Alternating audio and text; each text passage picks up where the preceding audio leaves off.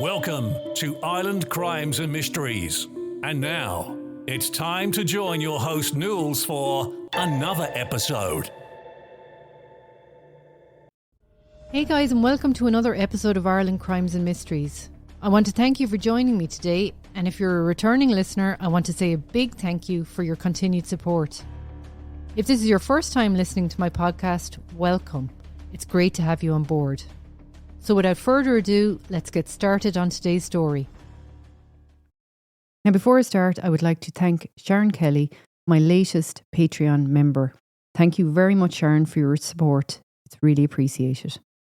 I'd also like to give a shout out to my buddies over at Rainy Day Rabbit Holes podcast, who are doing amazing stuff.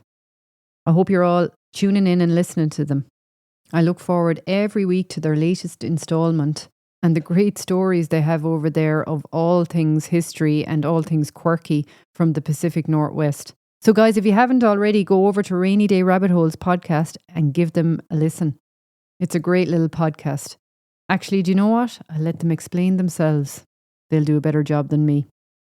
I'm Shay. And I'm Jody. We host the Rainy Day Rabbit Holes podcast, a deep dive into the misty mysteries of the Pacific Northwest. From the untold stories of eccentric pioneers to the secrets buried deep in the moss-covered forests, we take you on a not-so-serious journey through the quirky tales and hidden stories of the region. On our show, you can hear great content like Dr. Dewey's teachings propelled Linda Hazard into a lifetime career of starving people for money under the auspices of healing. I could do that.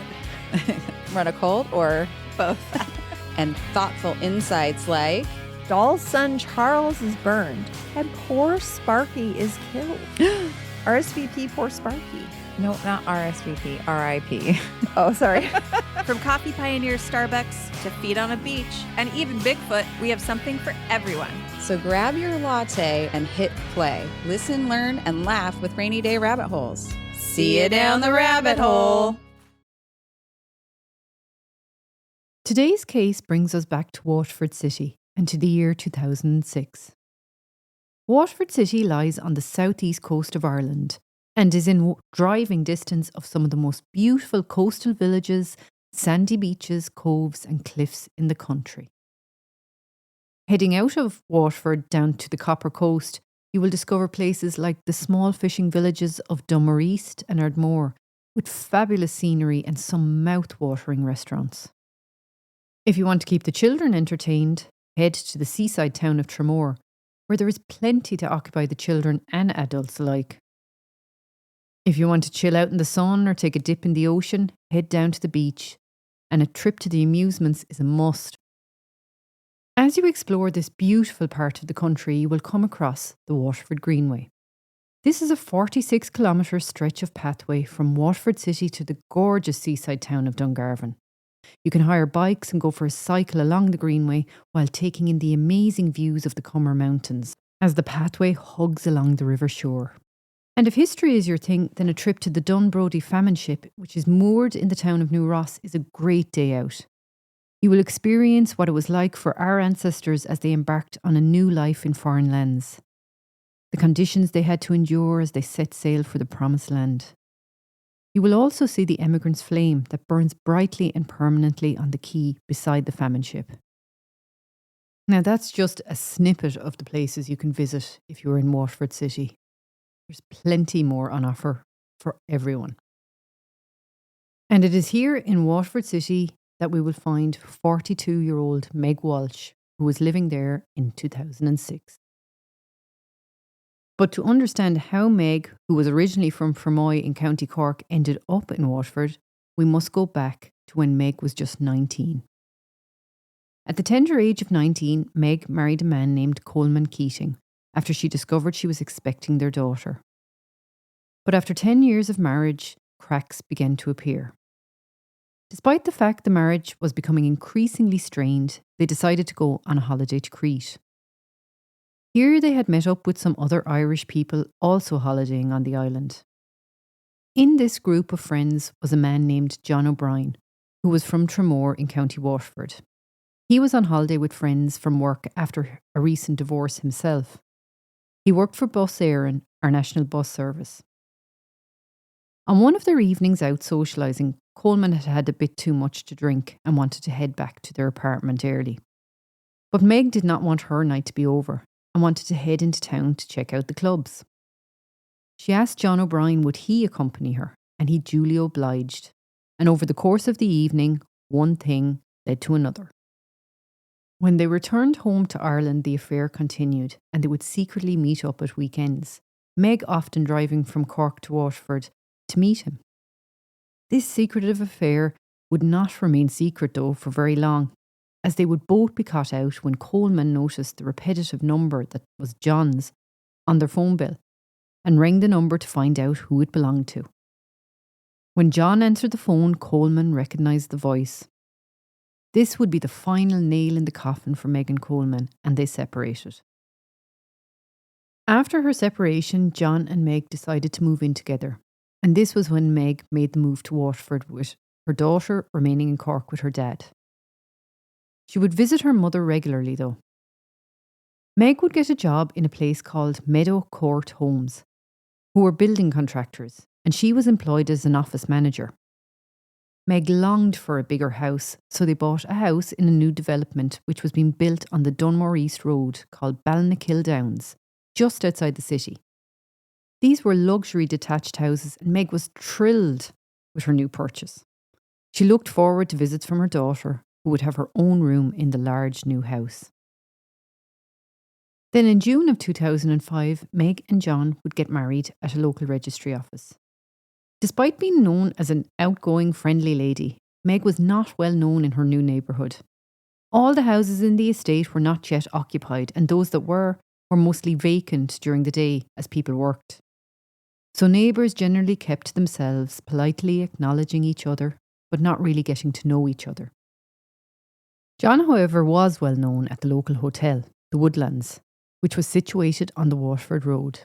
They would go to the bar there to socialise regularly, as it was in walking distance of their home. It was here they would be also socialising on the evening of Saturday, the 30th of September 2006 with friends until the early hours of Sunday morning, when it was reported they left the bar to head home with another male friend in their company. When she was last seen, Meg was noted to be wearing brown jeans and a brown jumper with a light stripe on it. She had told some friends that she would ring them the following day, but this call was never made. Then on Monday, the 2nd of October, Meg failed to show up for work. Her work colleagues made a number of calls to her phone, all of which went unanswered. So at 11 a.m. that morning, the decision was made to contact the Gardai. Gardai immediately began searching for the missing Meg. Meg had been known to the local Gardai as she had made reports in recent times, which added a layer of urgency for the Gardai to locate her. They interviewed her family and friends, anxious to understand Meg's state of mind at the time of her disappearance. All would say Meg was in good form in the days before her disappearance, and on the last night she was seen as well. Then on Wednesday, the 4th of October, Meg's car, a Mitsubishi Charisma, was found parked in the car park of a local bar called the Uluru. This was approximately 2 kilometres from her home near Ardkeen Hospital in the city. The car had been last seen at her home by a neighbour on the Sunday evening. No one had seen Meg driving the car after that, and the neighbour was unsure if it was Meg who was actually driving it at the time. After the car was found, an extensive search of the area was undertaken within a 5-kilometre stretch. This also included her home, with John asked to vacate the home, and he went to stay with his sister in Tramore.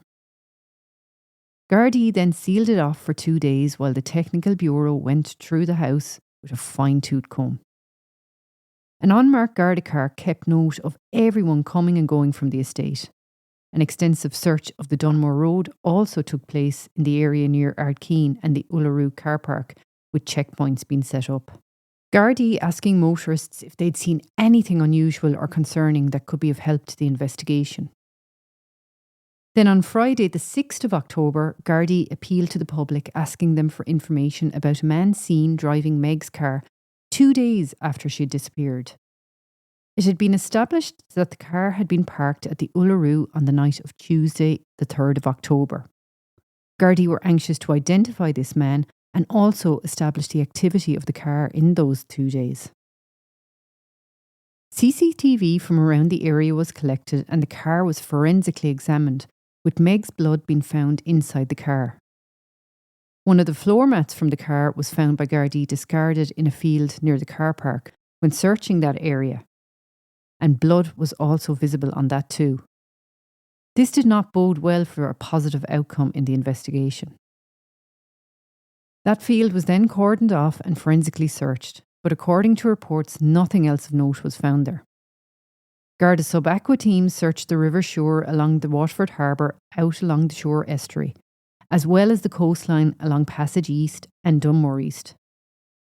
Her bank account and mobile phone had shown no activity since the 1st of October. Some of Meg's friends were interviewed for the newspaper and said it was totally out of character for Meg to just disappear like this, saying she would always tell someone where she was going, saying everyone was really worried about her and what had happened to her. It was then reported in the newspaper that a few days before her disappearance, Meg had rang the Gardai in a distressed state, saying she'd been attacked by a man known to her, and that he had also threatened her, but she did not want to press charges. She just wanted it put on record in case anything would happen to her in the future. The paper saying he was now the prime suspect in her case and that it was now expected to be upgraded to murder. This man, according to the paper, was being kept under supervision by the Gardai at a local hotel. The report went on to say there were fears for his safety. He had first been contacted by the Gardai 24 hours after Meg had gone missing, where he had had an informal interview with them before being released. He was suspected of carrying out 2 serious assaults on Meg in the months prior to her going missing, with one of these assaults resulting in facial injuries after Meg was kicked in the face. She was admitted to hospital with minor injuries after another assault by the man 2 weeks prior to ringing the Gardai. Accompanied by a female friend, she called to the local station to make a complaint about this man. She again stated she did not want to press charges, but she just wanted the assault on record. She would tell her colleagues at work on the Friday before she went missing that she lived in fear of this man, and if she did not show up for work on Monday, they were to call the Gardai. This was the reason her colleagues immediately rang the station when she did not show up for work on the Monday. Later, Gardai would tell the press that they still had no indication as to where Meg was, and as each day passed, they were becoming more concerned for her well-being. They again appealed to the public to come forward with any information they may have, saying, someone out there has information that held the key to finding Meg. During the search for Meg, over 300 people came out to look for her, with fishermen checking the coastline with their boats and farmers checking outbuildings and their land. The Civil Defence, the Defence Forces, Waterford Sub-Aqua Club, as well as the Coast Guard also volunteered to help in the search. Tidal areas around the coast were examined and the search continued to concentrate on the 5-mile radius around her house. On Thursday, the 12th of October, Gardai released photos of Meg's car to the public, hoping someone would remember seeing it in those 2 days following her disappearance. Waste ground near her home was searched and Gardai from neighbouring counties were drafted in to help. Then on Friday, the 13th of October, her daughter and brother would issue a joint statement at a Garda press conference saying, "We are desperate to find her and have her back," they said as they appealed for help in finding her. Her daughter saying the last time she saw her was the weekend of the 17th of September. They had spent that weekend shopping and having dinner before her daughter went back to Cork for school. Meg had then arranged to visit her daughter in Cork on the weekend of the 7th of October. Neither her daughter nor her brother knew anything about the alleged assaults that had taken place, or the fact that she had reported anything to the Gardai. Her husband John also made his own appeal separately to her brother and her daughter. Speaking on his behalf, his sisters asked for help in finding Meg, asking people to come forward if they had any information. His mother also spoke to the newspaper, saying that John, who had always been quiet, was now not speaking, sleeping or eating at all and was very upset and worried about Meg. Before saying he was equally as puzzled as everyone else as to her whereabouts. She ended by saying her son's life had been turned upside down and that he could not even get back into his own home as the Gardai had it sealed off, and they also had his car. Then on Sunday the 15th of October, reports were made that bloodstained items had been found in the family home after a thorough technical examination. Then the sad news that everybody had been dreading came true. Meg's body had been found in the River Suir at around 2:20 p.m. that day. It had been recovered down by the quays in Waterford City after she was spotted floating in the water by a work colleague. A boat that had been hired by Meg's employer recovered her body from the river at 3 o'clock that day. A large crowd had gathered on the quays on hearing the news. An hour after being recovered from the river, Meg's brother James identified her body. Then her family and a lot of the people that had searched for her gathered at the Woodlands Hotel, which had become a kind of a quasi-headquarters for search teams. Next, a post-mortem was carried out on her remains, which showed that Meg had died from severe traumatic injury to the upper body. She had been struck at least twice on her head, one of the blows to her right temple with a blunt instrument. Defensive injuries were also found on Meg's body, indicating that she had put up a fight. Gardai were hoping that because she had put up a fight, they would be able to recover DNA evidence from her during the post-mortem. They also said because the attack had been so frenzied, there was little doubt that whoever had attacked her would have injuries themselves. It was reported in the newspaper that when she was found, her clothes were missing, and that Gardai assumed they had been taken and burnt in an attempt to get rid of evidence. No motive had been established by the Gardai yet, but they continued to appeal to the public for any information they had regarding the case. Gardai still had control of the house and were desperately combing through it to find any evidence they could, as the court order was due to run out on the 18th of October. A number of items had been taken from the house and sent to Dublin for analysis. The search also continued for Meg's mobile phone, a Motorola, and her keys and her key fob, which were still missing. The Gardai suspected these items had been thrown into the river at the same time as Meg's body had gone into the river. The area around the clock tower, which is situated on the quays in Waterford, was cordoned off by Gardai after the discovery of her body, and a search of the waters surrounding that area commenced to see if any of this evidence could be found there. On Monday, the 16th of October, a reconstruction of the movements of her car was reenacted. Gardai went into every detail to ensure that the car was an exact replica, even down to using Meg's number plates. Crowds gathered on the Dunmore Road to watch as the replica car passed by, taking the journey that Gardai assumed the car had taken to the Uluru pub car park.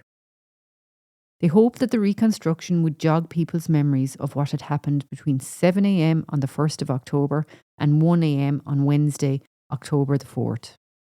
The Gardai believed that after her death, Meg had been stripped and wrapped in a rug or a mat, which was tied up, this weighing her down when she was put in the water. This being the reason that her body had not been discovered earlier. The actual crime scene had not been established yet, which was really frustrating for the Gardai and was also hindering the investigation. Then on Tuesday, the 17th of October, specialist dog units from the UK were brought in to help in the search for forensic evidence, like blood, to help establish the exact location of the crime scene. On October the 19th, Gardai released footage from the pub car park and asked for the assistance of the public as they looked for a man that had been spotted on CCTV parking Meg's car. The man was wearing a hooded top, making identification difficult. This man parked up the car and quickly walked away. Papers were saying that because of the height and size of the man in the CCTV, it was not the same man that Gardai had as their prime suspect. Gardai allegedly had also heard from some of the work colleagues of the prime suspect that he was actually at work at the time the car was parked up. Gardai dismissed all these claims as purely speculative. Newspapers had been rife with speculation, some saying that an arrest was imminent, while others suggesting that the prime suspect would be at the removal and her burial the following day, and that an arrest was going to take place after her funeral had concluded. When asked if this was true, the superintendent replied he simply did not know if this person would be at the funeral, and again appealed for the person involved to come forward and give themselves up. Meg's funeral took place with her daughter, her ex-husband Coleman, and her brother as chief mourners at the top of the church, while her current husband sat behind them with his sisters. Speaking at her funeral, her brother James said Meg had died in the most violent way. He said she had always been his rock, someone that he could talk to about anything. But she would never talk about her own problems, as she didn't want to burden people. He went on to thank her ex-husband for spending 2 weeks in Waterford searching for her. He also thanked her friends and her colleagues for all their help in locating Meg, for not giving up on her and helping to find her and bring her home. He described Meg as sweet and caring, saying she was always able to speak up for herself, but now she couldn't, so it was his job to do his best to speak for her. Then on the morning of Friday, the 20th of October, a breakthrough in the case, as Gardai arrived outside a house in Tramore, County Waterford, at 9:30 in the morning, where they arrested her husband John O'Brien under Section 4 of the Criminal Justice Act. He was brought to Ballybriggan Garda station in the city for questioning, but was released that evening after his 12-hour detention had lapsed. He remained silent as he left the Garda station and was met by reporters waiting outside for him. Meanwhile, the river search continued as Gardai tried to find the murder weapon. Gardai believing they were looking for either a hammer, a mallet, or a hatchet. At this stage, all the evidence was being compiled, like the CCTV footage, forensic evidence that had been taken from the house and her car, and of course from Meg, as well as witnesses being gathered as Gardai tried to build their case against John O'Brien. It was going to take several weeks to get all the evidence together and have a file prepared for the DPP to examine to see if they had enough evidence to actually bring the case to court. They were still looking for the crime scene, which had still not been established. Gardai checked out some derelict buildings near the bus depot where John worked to see if there was any potential crime scene there. By now, Gardai had finished with the house and returned the keys to John, and he moved straight back in. He was rearrested on the 9th of November 2006 for questioning. Gardai saying he was very polite, but was firm in his answers, telling Gardai there was nothing more he could say about what had happened on the night of the 1st of October, when Meg had left the house. He was again released without charge. It would be March of 2007 before the Gardai finally completed the file and sent it to the DPP, and another 3 months bringing us to June 22nd that John O'Brien would be arrested and charged with her murder and appear at Waterford Courthouse to be officially charged. He covered his head as he was brought into the building. He made no remarks when the charges were put to him that he murdered Meg at an unknown location on a date between the 1st of October and the 15th of October. He applied for free legal aid, which was granted. Meg's daughter and her ex-husband were at the hearing, which saw O'Brien remanded in custody, later to be released on bail to await the trial, which was set to take place at Waterford Courthouse in January of 2008. His legal team put in an application to have the trial moved to the Dublin Central Criminal Court, and this was granted, and the trial was then moved to April of 2008. It would eventually begin on the 14th of April, with Judge Barry White presiding and a jury of 7 men and 5 women being sworn in. A plea of not guilty was entered into the court records. The prosecution began their opening statements saying the evidence was based mainly on circumstantial evidence. They went on to explain to the court how on the night of Saturday, the 30th of September 2006, Meg, along with her husband John O'Brien and another man, were on a night out at the Woodlands Hotel. They left the hotel in the early hours and headed back to the O'Brien's house, where an argument would break out, resulting in John O'Brien kicking the other man out. The prosecution went on to say that John O'Brien had not reported his wife missing, and that when she was found in the river 2 weeks later, it was obvious that she had died from blunt force trauma to her head. The following day, Meg's GP would give evidence. She said how Meg had come to the surgery on the 22nd of September 2006, and she told her doctor that she had been assaulted 2 days prior. The doctor said she observed swelling and bruising on Meg's hands and on her right shoulder. She said Meg was very distressed and she had advised her that she needed to go and report it to the Gardai. Then the court heard from the man who had left the Woodlands Hotel with Meg and her husband that night. He spoke about how he had been with the two of them on the night of September the 30th. He said his wife was away that weekend and he had met Meg and John at the hotel at around 10 p.m. He said they stayed in the bar until closing and then went into the lobby where they continued drinking. He observed that Meg was in great form, said that they were all merry apart from John, who didn't seem anyway drunk and was quieter. He said they then returned to John and Meg's home for a nightcap. Meg then asked her husband if it would be okay for the other man to stay the night. He said it would be fine. The three of them then went upstairs and Meg showed him to her daughter's room where he would be sleeping. John was in another room at the time. He said they then said goodnight and she kissed him on the mouth and he kissed her back. But he said it was more of a peck and John had walked in just at that time. He said John asked what was going on and he said it was nothing. He had a little too much to drink and tried to explain it away. He said John got really angry and shouted at him to get out of his house, describing his reaction as really aggressive.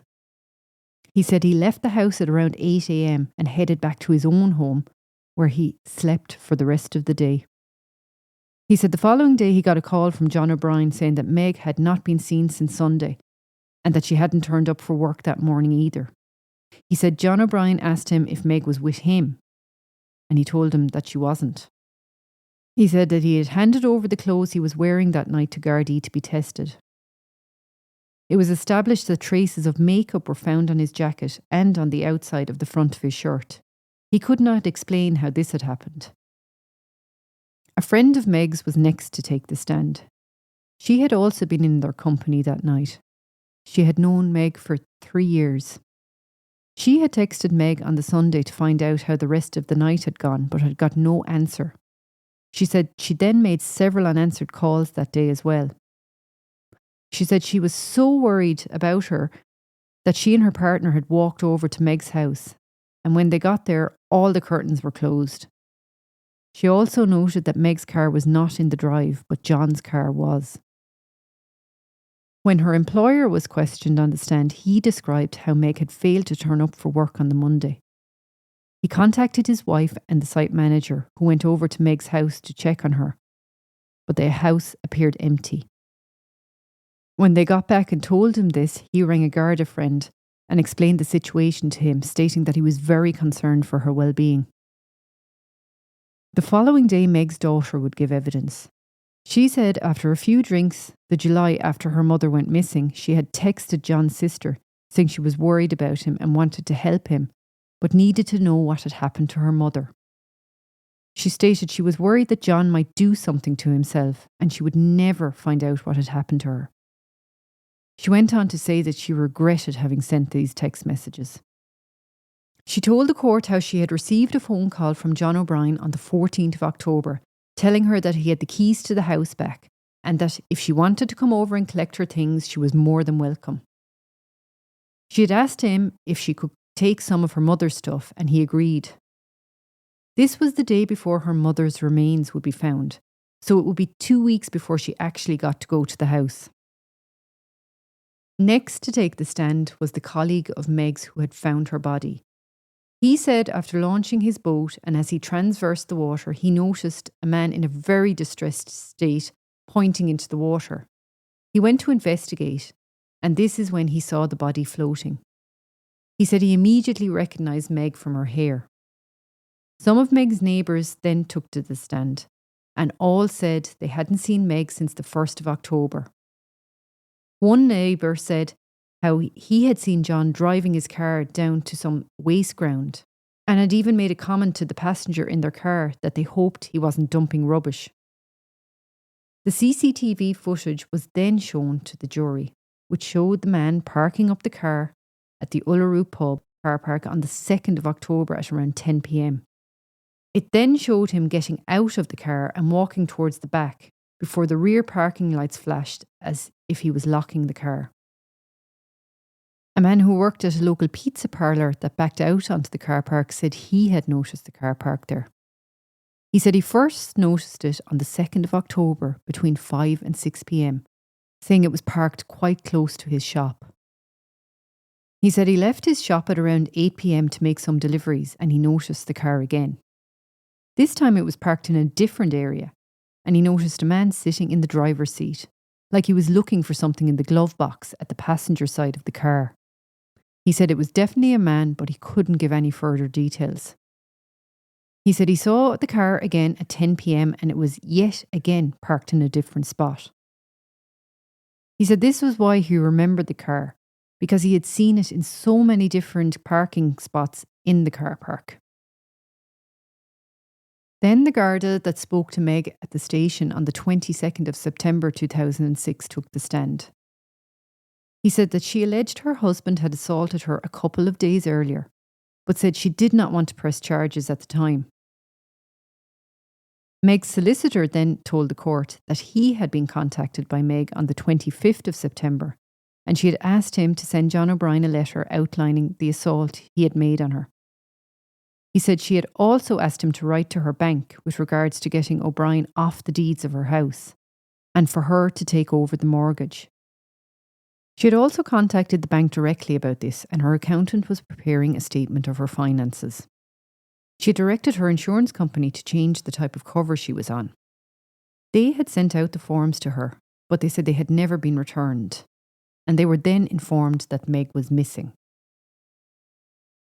The Garda that had spoken to John the day his wife went missing told the court how, when he asked John why he hadn't reported her missing initially, he had said that she had gone off before and stayed in hotels. He said that when he went to look at the house that day, O'Brien appeared very, very nervous. He said his hands were shaking and that he got very aggressive when he was trying to open the padlock on the shed. He said they had the feeling that he didn't want them there. He said that when they interviewed O'Brien at the station, they discussed the state of their marriage and also the night they had went out to the Woodlands Hotel. He said John told him that after they got home that night, he had witnessed his wife kiss the other man in their company. He asked her why she had done this and she told him that he hadn't been paying enough attention to her. He said they slept in separate bedrooms that night and he got up around 1:30 on the Sunday afternoon and had gone for a drive in his car to Tramore. And when he got back around 5, he spoke with her again about the kiss and she told him that he had driven her to it.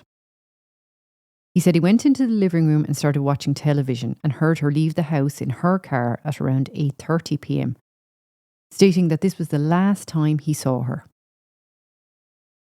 He did admit that the marriage had its ups and downs and that they argued about money in the months leading up to Meg's murder. He went on to say that she had run up a credit card bill of €17,000, and since she had disappeared, he discovered that she had taken out a credit union loan of €24,000. When asked about the incident on the 20th of September, he said that after they had got back from his parents' home, Meg had started to shout at him. He told her he was going to bed, but she grabbed him and he pulled her hand away. He admitted that he lost it and he hit her on the back of the head with his fist. She began screaming at him to stop, and to stop her, he put his hand over her mouth. He said Meg was struggling with him and tried to get over to an open window, but he caught her by the shoulder and pulled her back. He said eventually they calmed down and they went to bed. He said she told him a couple of days later that she had told the Gardai about the assault and that if he ever did it again, she would bring charges against him. He said he wasn't happy that she had gone to the Gardai and pleaded for forgiveness, saying he would never do it again. He said she said to prove it. He said Meg had wanted only her name on the deeds of the house, so he told her that if that's what she wanted, she could do it. He said they discussed the assault again about a week before she had disappeared and that Meg had suggested giving him $150,000 to leave, but he refused, saying that he had told her he didn't want to lose her. He said things had been getting back on track with the marriage by the night she had disappeared. Dr. Mary Cassidy, the state pathologist, gave evidence that Meg had died from blunt force trauma to the head, suffering at least 2 heavy blows to the top of her head with some type of instrument. She said she couldn't determine if a crook lock that had been given to her by the Gardai, which had been found in one of John O'Brien's bins, was the weapon. She said the injuries to her shoulders and arms were consistent with defensive wounds. She also said that there was fluid in Meg's lungs, which would be suggestive of drowning, but the body had been in water for a long period of time, so she could not determine if she was alive when she went into the water. She said the head injuries that Meg had sustained were not survivable. Another guard that took the stand spoke at how he received a call from John asking had they found Meg's car yet, but didn't ask if they had found her. He also said that when they were searching the house, they noticed that the washing machine dial was turned up to 90 degrees, and also an upturned mattress which had a stain on it was removed and sent for forensics. The court also heard how on the day his wife was reported missing, O'Brien's phone pinged off the phone mast, which would have placed him in or around the car park area where her car had been found. O'Brien had said that that day he had gone and sat outside the other man's house whom his wife had kissed for about 20 minutes. Gardai also said they found him on CCTV at a time he said he was at home, standing on the quay in the city centre near the area where Meg's body would later be found. When asked why he was standing there, he denied it was himself. The guard went on to say that when they checked Meg's office desk, they found her marriage certificate, a deed of separation, and also forms relating to the transfer of the deeds of the house, and information on 3 upcoming holidays that she had planned with O'Brien. He said O'Brien denied everything that was put to him when questioned by the Gardai, including the fact that Meg's wedding rings, which had been found in an ashtray in their home, were put there by him before he discarded her body. Forensics had found blood in the boot of Meg's car, on the driver's seat and on the outside of the driver's door and the back bumper. The results showed a mixed match of Meg's and O'Brien's blood. The car mat that had been found in the field with bloodstains on it was a match for Meg's blood, as was the blood found in the boot of her car. No blood was found at the house. CCTV footage was shown to the jury of Meg's car as it made its way through the city. They were also shown footage of O'Brien's car driving around the city in the days after Meg had gone missing. The CCTV footage also indicated that O'Brien allegedly had left Meg's car in the pub car park and walked to a nearby Tesco where his own car was parked and where he got into it and drove home. Another witness stated how as they were driving past the entrance to the waterworks at Bell Lake on the Dunmore Road between 8:30 p.m. and 9 p.m. on Sunday the 1st of October, they noticed a silver car parked at the entrance. The witness said the interior light was on in the car and the door nearest the verge was open. The witness said she remembered it because she was surprised to see a car parked there and was even going to stop to see if anyone needed help. But she didn't see anyone, so she kept going. Phone records for Meg's phone showed that the last time it was used was on Sunday the 1st of October at 1:59 p.m. and pinged at the tower closest to her home. When O'Brien's phone records were examined for the Sunday, all traffic for his phone was routed through the mast near the Uluru car park. An application was put forward by the defence to have the case thrown out and dismissed, but this was denied. Then on the 16th day of the trial, John O'Brien took to the stand in his own defence. He went back over the story of what had happened in the early hours of that Sunday morning. He said he had no hand, act nor part in Meg's murder. He did admit that he hadn't told the Gardai everything when he was questioned, stating that he had forgotten certain events and had got some things wrong. He said he never thought that the investigation would end up being a murder inquiry. He said he was often in Meg's car, which would explain away why his DNA was found in it. He said the reason he was in the Tesco car park on Sunday the 2nd of October was because he was watching the other man's house to see if Meg was there. He denied driving Meg's car, stating he had no motive to kill his wife.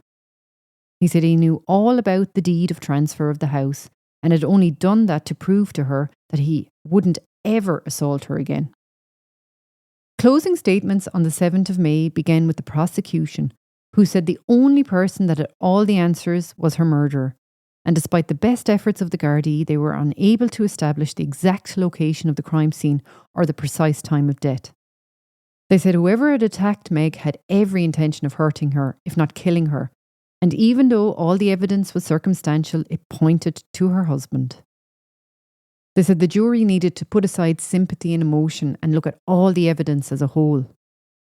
They reminded the jury that O'Brien had been evasive and had not been helpful over the course of the investigation. They said he had let them into the house, but he had known that this was not the crime scene, the prosecution suggesting that the real crime scene was her car. The defence said that there was no forensic evidence in the house or in the car to prove that John O'Brien had murdered his wife. They also said that some of the times given by witnesses where Meg's car had been seen were times that John O'Brien was actually with the Gardai. They went on to ask the jury to acquit John O'Brien. Justice Barry White gave his instruction to the jury on Thursday, the 8th of May. He said that the onus of proof of guilt was with the prosecution. He said they needed to consider that the evidence given by the defendant and the inconsistencies in his statement may have had innocent explanations. He also warned them about the risk of mistaken identity by witnesses. The jury deliberated for 3 hours that day before being sent back to their hotel. They deliberated for a further 5 hours and 20 minutes the following day before reaching a verdict.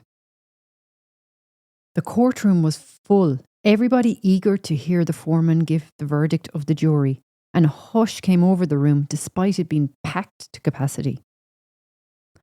Then the verdict was read. Not guilty for the murder of his wife. Meg's daughter broke down in tears and was comforted by her uncle. Other family members and friends of Meg's wept openly. They could not believe what they had just heard. Even 2 of the female jurors were crying as the verdict was read out. O'Brien showed no emotion when he heard not guilty. After the trial, the defence read out a statement on O'Brien's behalf, in which he said that he wanted the media to respect his privacy and let the family grieve in peace for Meg and for her father who had died just the year before. Her brother James also gave a statement outside the court saying the whole family was numb and devastated. He said they were at a loss to understand why this would happen to them. He said Meg had lived through a terrible ordeal and had kept it all to herself. He said all they could do now was depend on the memories that they had of her, before also requesting that the media respect their privacy. After the trial, it was learned that a letter Meg had written was deemed inadmissible by Justice Barry White because it was too prejudicial. The letter, which had not been sent or addressed to anyone, said that her husband had threatened to kill her. The incident described in the letter was very similar to that of the incident that had taken place between Meg and O'Brien on the 20th of September 2006. The only difference being that the incident described by John O'Brien was a lot tamer than the incident described in the letter written by Meg. In the letter, Meg wrote that John O'Brien had pulled her by the hair and pushed her down the stairs. He then caught her by the throat, hit her and kicked her. She thought he was going to kill her, stating at one point in the letter that she had made her peace with God and allegedly told her husband that he could go ahead and kill her. A senior investigator would later tell the papers that Gardai had kept an open mind when investigating the murder and did not focus on any one person in particular, but gradually narrowed it down to their prime suspect after investigating several people who did not even know they were being investigated. It was later stated that the investigation was now over and Gardai had no plans to reopen the case. Then on Tuesday, the 13th of May, the Evening Herald newspaper printed photographs that had been taken outside the courthouse on the 30th of April after proceedings had adjourned for the day. It showed John O'Brien allegedly punching a photographer. He lunged at the photographer and grabbed the strap of his camera. The photographer managed to turn himself around before the punch and said it was only after the fact that he learned that John O'Brien had a black belt in Taekwondo. He would later lodge a complaint of assault with the Gardai. Meg's family would later take legal advice in relation to taking a civil action against John O'Brien in relation to distress caused by John O'Brien's alleged treatment of Meg. They later decided against it as the financial costs would be far too much. A few weeks after that, it was reported that somebody had smashed the windows at John O'Brien's house where he had lived with Meg. He was still living there. This was the second time it had happened, and apparently he had told neighbours he might have to consider moving abroad. An inquest was held into Meg's death in November 2008. Her brother saying at the inquest that they hoped maybe eventually whoever was responsible would come forward because their conscience told them to. He hoped someday justice would be served for his sister. Meg's daughter would go on to sue John O'Brien for a share of her mother's estate, as her mother had died intestate. She stated how he had agreed to the transfer of the property into the sole ownership of her mother prior to her death, as he had said it in the criminal trial. A settlement was reached in 2011, giving her daughter a share in her mother's estate. This being only a small consolation for her daughter, as the family have never had true justice for Meg's death. And now it seems they never will have justice, as the Gardai are not going to reopen the case. So along with her family, we're all left questioning what happened to Meg. Do we know? Or do we think we know? The answer is we will never truly know, and that's very frustrating, so I can only imagine what it must be like for the family and for her friends. All we can hope is that whoever is responsible never has a day's peace for what they have done. So guys, that's it for today's episode of the Ireland Crimes and Mysteries podcast. Again, thanks for your listenership, and don't forget to subscribe to the show and hit that auto download so you never miss an episode. Until the next time, keep your eyes open and your mind curious. This podcast has been compiled from information gathered in the public sphere, like news articles, documentaries, and open source material that can be found on the web. Everything in this podcast is alleged unless a conviction has taken place. You've been listening to Ireland Crimes and Mysteries. Join Nules for another episode, coming real soon. And keep up to date by following our social media sites, our YouTube channel, and our website, irelandcrimesandmysteries.ie.